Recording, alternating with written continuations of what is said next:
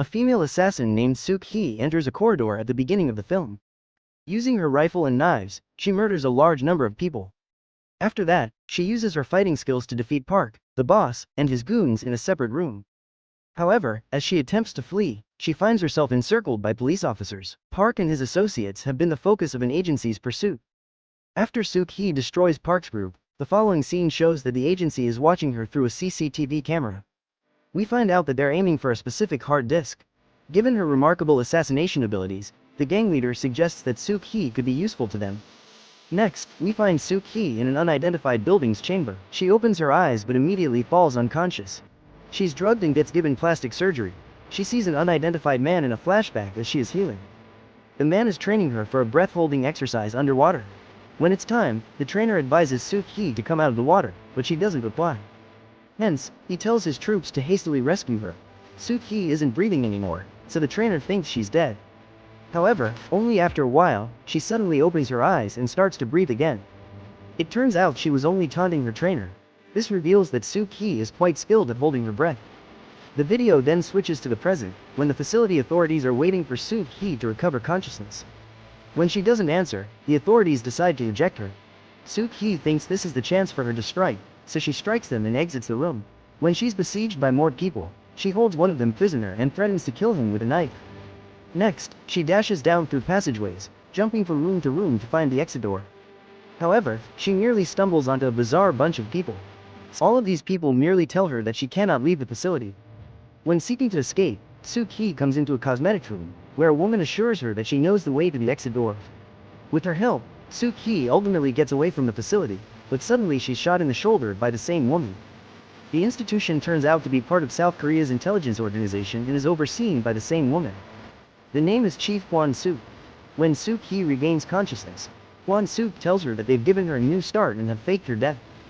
Hwan-suk further states that they've given her a new identity and name, Choi Yoon-soo. Suk-hee claims she doesn't care and wants to die, but Hwan-suk responds that when she and her team checked Suk-hee's body, they discovered she was pregnant. She then offers her a deal. Suk-hee will have to work as an agent for 10 years, and in exchange, she will be released.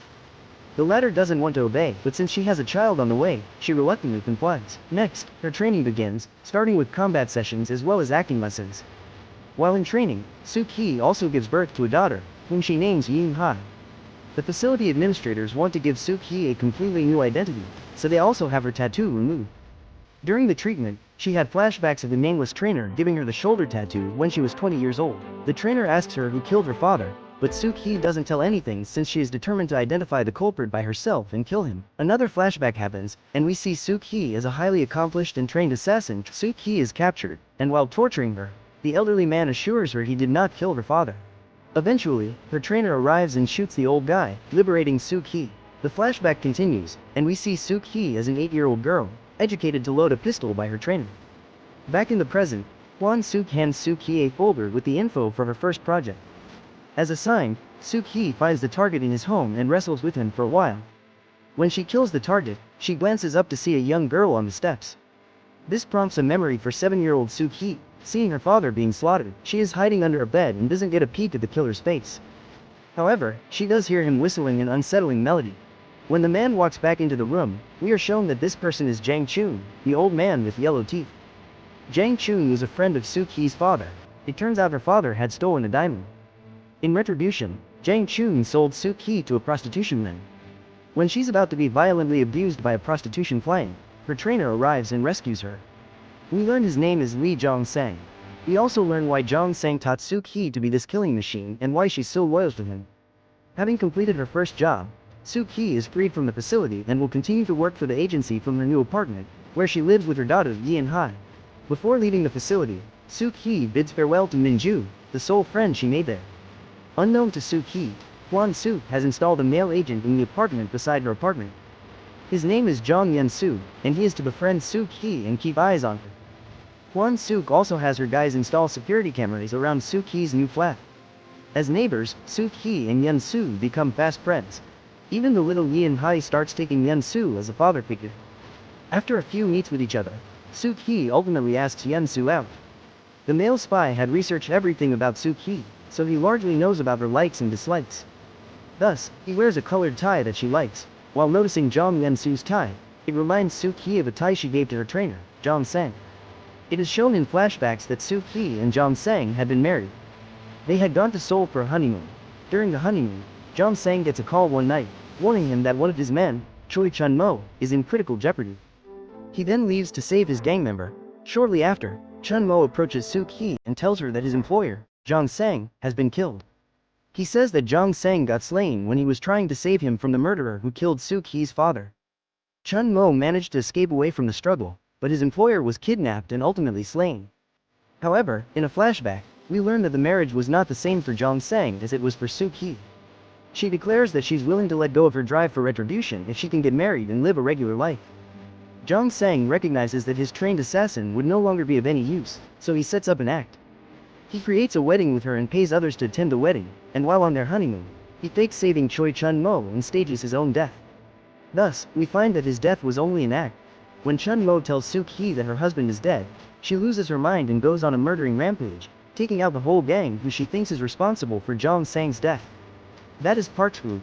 However, in addition to faking his own death and getting away from her, Jong Sang was so cruel that he wanted his wife dead, intending to get rid of her forever. He had expected Suk-hee to be murdered in the process, considering the enormous number of Park's troops. Obviously, simple street warriors are no match for our well-trained assassin, hence, she murders all of them. This slaughter scene is the commencement of the movie, where Suk-hee annihilated all of Park's troops. Back in the present, Suk-hee and Yen-soo come home after their date. It's apparent that both of them had formed feelings for each other, despite Yen-soo being spying on him. Before entering her apartment, Suk-hee says that her husband died years ago. The two then acknowledge their affection for each other and share a kiss. Just then, Suk-hee gets a call from Min-ju, who had just gone into an accident. She rushes to her pal, only to find out that Min-ju was nearly lying. She's actually here for her first project and needs Suk-hee's help. For her task, Min-ju has to retrieve a cell phone from the target. The two women disguise themselves as restaurant servers and approach the target. While Min-ju distracts the victim, Suk-hee attempts to obtain his phone. Suk-hee succeeds in snatching the phone, but she's quickly caught. The target and his men discover Suk-hee and Min-ju's real identities as spies, so they attack them. In the ensuing brawl, Min-ju is injured quite seriously. Overcome with wrath, Suk-hee transforms into her assassin form and assaults the opponents with all her strength. However, she's overpowered by the men, so she drags Min-ju's lifeless body and goes outside. Just then, Hwan-suk arrives at the scene and learns about the situation. She tells Suk-hee that they cannot hope much for Min-ju as her injuries are fatal. Suk-hee begins crying uncontrollably, understanding that her only buddy cannot be saved. Setting aside her feelings, Suk-hee grabs the phone from her target and murders them as per Hwan-suk's order. At the movie's outset, when Suk-hee had gone to kill Park's men, Chun-mo was the one who took the hard drive. Hwan-suk and the agency are suspicious that since Suk-hee knew him, she may be a double agent. In the following days, Suk-hee continues to remain at the flat. The love between her and Yen-soo develops, so they intend to get married shortly. Suk-hee confesses her marriage plans to her agency chief, Hwan-suk, who also agrees to arrange the ceremony for her. However, Suk-hee has to work for the agency until her daughter is 15 years old. The agency has also identified its next target for her. Hwan-suk intends to perform an assassination from a wedding catering company, so he decides to arrange a wedding between Yen-soo and Suk-hee from that firm. In the next shot, we observe that the agency pays people to attend the wedding. Meanwhile, Suk-hee, in her wedding gown, aims a rifle out the window at her target. She fires 2 rounds, but misses the target due to his continual movement. When she zooms in on the rifle sight to have sharper vision, everything around her pauses for a second. Her objective is none other than her late spouse, Jong Sang. Suk-hee can't murder him, startled that he's still alive. In the meantime, Jong Sang tracks the place from which the gunfire came and identifies Suk-hee. Later, he follows her to a restaurant and confronts her with his revolver. However, Suk-hee pretends that she doesn't know him. Jong Sang takes off but manages to capture a discussion between Yen-soo and Chief Hwan-suk, where the former is reporting to her about Suk-hee. The following day, Jong Sang mails the taped discussion to Suk-hee. The exchange shows that Yen-soo is actually an undercover agent, tasked with keeping eyes on her. Suk-hee tears up and begins to cry because of the treachery. She starts questioning if Yen-soo ever loved her. In the next scene, the agency takes Suk-hee into jail after learning that she was in touch with Jong Sang. Elsewhere, Jong Sang's group gets to Yen-soo and Yoon-hee in the apartment.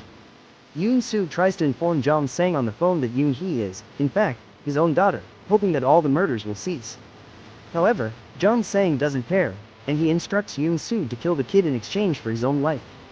Yoon Soo tries to fight the group but is struck unconscious and left with a little girl and a bomb. Next, Jong Sang stages a rescue of Suk Hee from the agency's custody. As she reaches her apartment, she watches as the bomb goes off. Yoon Soo jumps out of the apartment with Yoon Hee in his arms. Suk Hee helplessly goes towards them, but the jump leaves Yoon Soo seriously hurt. Holding her daughter in her arms, Suk Hee tries to awaken her, but to no effect. Suk Hee bursts into grief as she watches her family die. As she tearfully begs Yoon Soo, who's behind all of this, he attempts to grab his last breath and tell her the truth, but regrettably, he succumbs to his injuries. Suk Hee feels it's a job of the agency. In the next scene, we see her approaching Kwon Soo, but the chief ultimately delivers the sad truth to her. Yoon Soo had located Jang Choon, the old man with yellow teeth, who is also Suk Hee's father's friend and got to know everything. This interview was recorded on surveillance tape. Kwon Soo then plays the tape for Suk Hee. Turns out, Jong Sang was the real perpetrator who killed Suk Hee's father. Consumed with wrath, she tracks him and his crew to a parking garage. She kills all the gang members and confronts Jong Sang. However, he escapes to the street and finds his surviving gang members, and they speed off in a passenger bus. Adamant on seeking retribution, Suk Hee follows after them. She gets up to the bus, boards it, and, once again, attacks them. Once she's done killing Jong Sang's guys, she attempts to assassinate her ex-husband. The couple duel for a while, and both of them are gravely hurt. Having no alternative, Suk Hee grabs an axe and slices the bus driver's hand, forcing the vehicle to crash. The collision knocks out everyone on board. Thankfully, Suk Hee regains consciousness before Jong Sang does and corners him. When he wakes up, she has an axe over his head, waiting for the ideal time to kill him. Being defenseless at the moment, Jong Sang has no choice but to surrender. He accepts killing Suk Hee's father as he lowers his head down and starts whistling an ominous song, the same music she had heard when the murderer killed her father. Initially, Suk Hee's hands tremble when she raises the axe. Jong Sang belittles her for being a coward. After all, she did love him really. In the closing scene, Suk Hee comes back to her senses. Once again filled with wrath, she finishes off Jong Sang and walks out of the debris with the cops surrounding her.